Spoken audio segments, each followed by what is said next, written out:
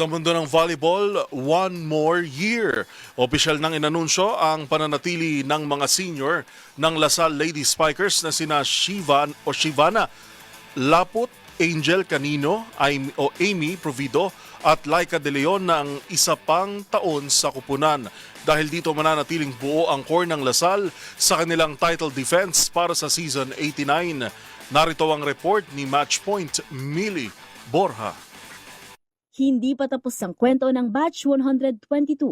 Matapos ang makasaysayang 16-0 championship sweep sa UAAP Season 88 Women's Volleyball Tournament, opisyal nang nagdesisyon sina Shivana Laput, Angel Canino, Amy Provido at Laika De Leon na bumalik para sa title defense ng De La Salle University Lady Spikers sa Season 89. Inanunsyo ang kanilang pagbabalik sa courtesy call ng kupunan kay DLSU President Brother Bernard Oca ayon sa ulat ng De La Sallian. Sa pagbabalik ng apat na veterana, nananatiling buo ang core ng Lady Spikers na nagbalik sa Lasal sa tuktok ng women's volleyball. Matapos tuldukan ng 3 taong title drought ngayong Season 88, si Laput ang itinanghal na Finals MVP matapos pangunahan ng Lasal sa sweep kontra National University sa Finals.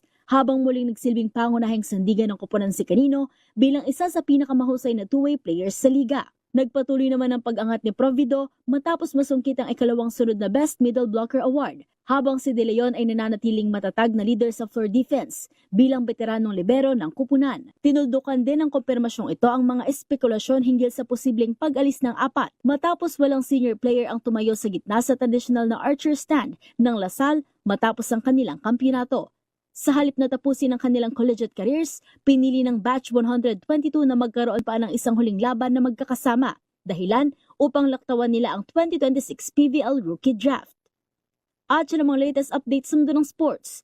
Para sa MBC TV Network News, ito si Millie Borja ng DZRH TV, una sa Pilipinas, una sa Pilipino.